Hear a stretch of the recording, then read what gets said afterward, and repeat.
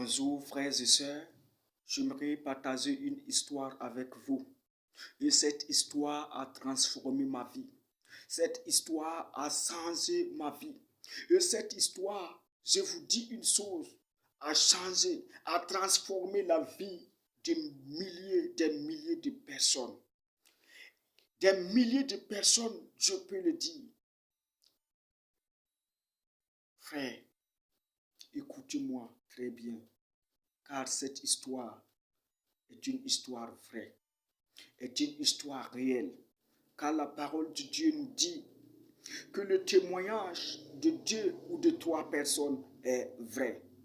Donc l'histoire se trouve dans Matthieu 9, le verset 20, Marc 5, 25 à 29, et Luc 8, le verset 43, verset 44.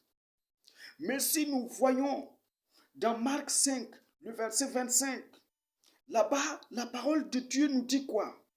Or, il y avait une femme atteinte d'une perte de sang depuis 12 ans. Elle avait beaucoup souffert entre les mains de plusieurs médecins.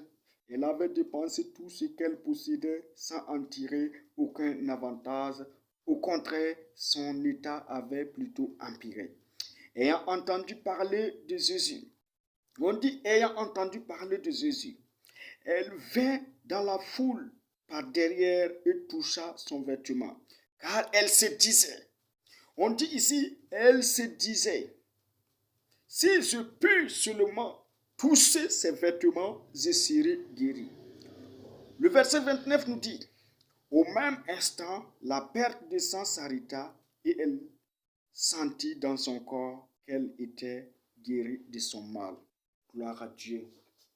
Ici, la parole de Dieu nous parle d'une femme qui a été atteinte d'une perte de sang. Et cette maladie a duré plus de 12 ans avec cette dame. Mes frères et sœurs, mes amis, la parole de Dieu nous dit, elle est restée avec la maladie pendant 12 ans. 12 ans de souffrance. 12 ans de souffrance. Elle ne pouvait pas rentrer au milieu de l'assemblée parce que c'était une perte de sang. Et sa famille l'a aidée. Ils ont tout fait.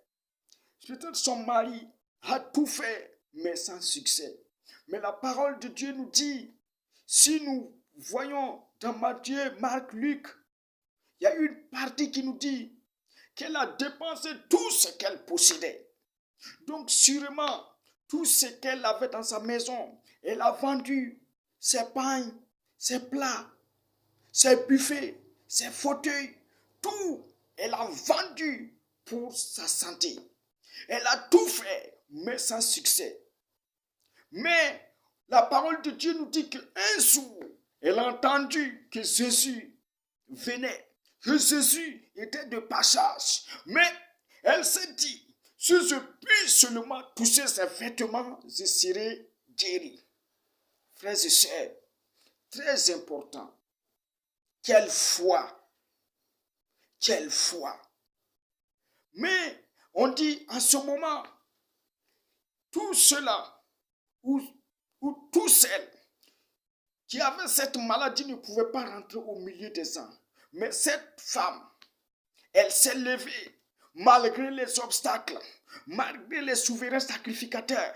Elle s'est levée pour aller au milieu de l'assemblée, pour toucher Jésus.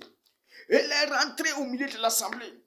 Elle était là, elle bousculait. Je n'étais pas là-bas, mais au milieu de l'assemblée. On dit, elle bousculait, elle bousculait, elle bousculait, elle bousculait, elle bousculait, elle bousculait, jusqu'à ce qu'elle allait toucher le vêtement de Jésus. Quand elle a touché, elle a été guérie. Elle a été littéralement guérie. Frères et sœurs, revoyons l'histoire de cette femme. Sa famille l'avait abandonnée. Son mari, ses voisins. Mais j'aimerais te dire quelque chose. Peut-être tu es dans une maladie où tu cherches la solution. Tu es allé à l'hôpital.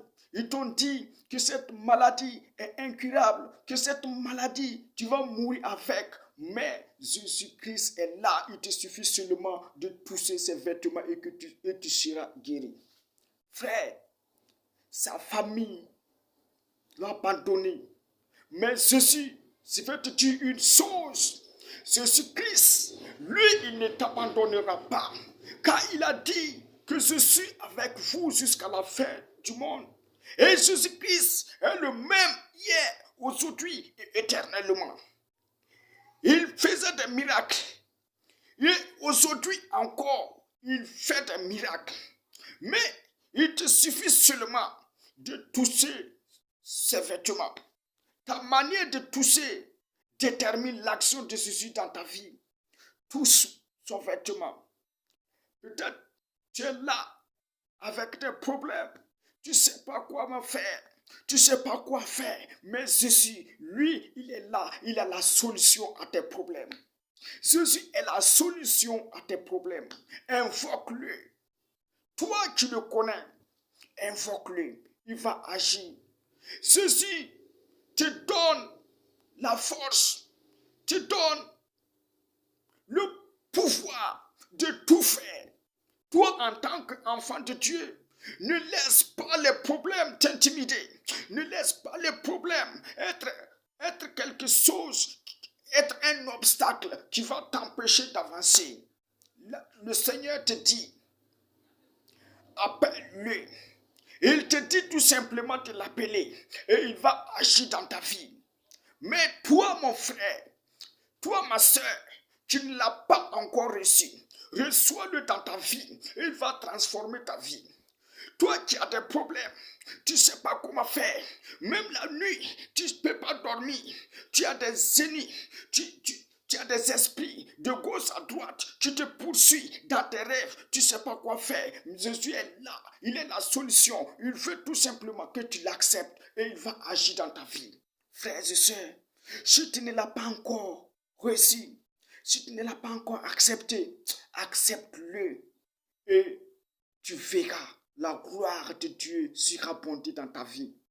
Jésus est là. Il est là. Il veut te sauver.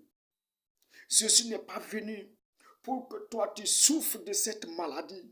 Jésus n'est pas venu pour que tu vives dans l'amertume. Jésus n'est pas venu pour que tu sois ce que tu es aujourd'hui. Regarde ta vie.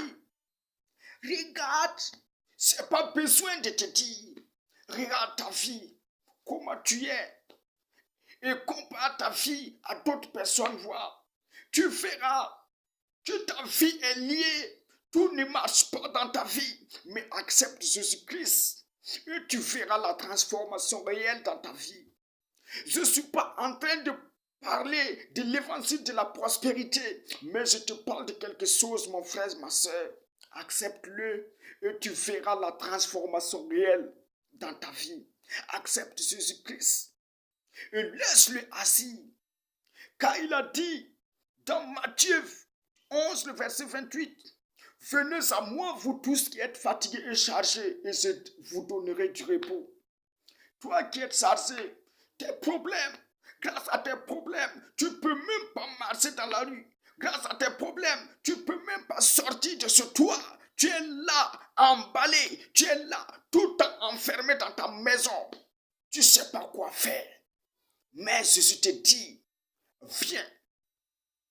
Viens et décharge tous tes problèmes sur lui. Car il est venu à la croix pour que toi, tu aies le paradis. Il est venu à la croix pour que toi, tu aies le salut. Il est venu à la croix pour que toi, tu sois un enfant de Dieu. Je te dis quelque chose. Pour que tu sois un enfant de Dieu, pour que tu sois un élu. Je vous dis un élu. Un élu, ce n'est pas n'importe qui. Un enfant de Dieu, ce n'est pas n'importe qui. Frère, ne regarde pas la vie des autres. Peut-être tu vas me dire que je connais un chrétien. Il est là, sa vie est comme ça, sa vie est ceci et sa vie est cela. Je m'en fous de ça, je te dis, accepte Jésus-Christ et tu verras la transformation réelle. Faut pas regarder la vie des chrétiens, il faut regarder la vie de Jésus. Il y a des chrétiens qui sont là. Que non, je connais un chrétien, sa vie est temps. Non, laisse-le. Regarde Jésus. Je te parle de Jésus-Christ. Je ne te parle pas des chrétiens, mais je te parle de Jésus-Christ de Nazareth. Accepte-le maintenant et tu verras. Frère, Jésus est venu. Il veut être à côté de toi. Il veut te diriger. Il veut te conduire. Il veut que tu sois un champion. Il veut que tu sois vraiment quelqu'un qui va impacter. Il veut te prendre. Il veut te porter au dos. Il veut te donner tout. Mes frères, il t'appartient de l'accepter. Il t'appartient de renoncer tous tes péchés et de l'accepter comme Seigneur et Sauveur. Regarde ta vie. Tout ne marche pas. Tout ce que tu fais, c'est difficile pour toi d'agir, d'accomplir tout ce que tu fais. Mais accepte Jésus. Jésus est la solution.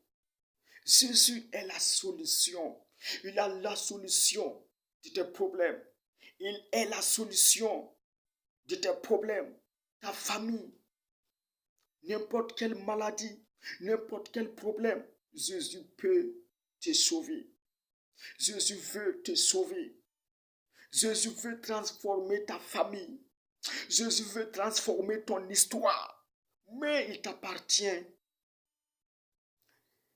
de te lever, de te confier à lui. Il veut que tu laisses toutes ces choses. Il est temps pour toi de laisser le gris-gris. Il est temps pour toi d'abandonner toutes ces mauvaises choses et de l'accepter. Frère, accepte-le. Accepte-le. Touche-le maintenant. Comment toucher Jésus-Christ? Comment toucher ses vêtements? C'est de croire dans ton cœur que Jésus est le Fils de Dieu. Crois et tu verras la transformation réelle dans ta vie au nom de Jésus. Frères et sœurs, si tu ne l'as pas encore réussi, répète cette prière après moi maintenant. Seigneur Jésus, je viens devant ta face comme un pécheur. Pardonne-moi mes péchés. Lave-moi, purifie-moi, sanctifie-moi. Et aujourd'hui, je renonce à mes péchés et écris mon nom dans le livre de vie. Amen. Frères et sœurs, je te dis félicitations. Félicitations d'avoir accepté Jésus-Christ.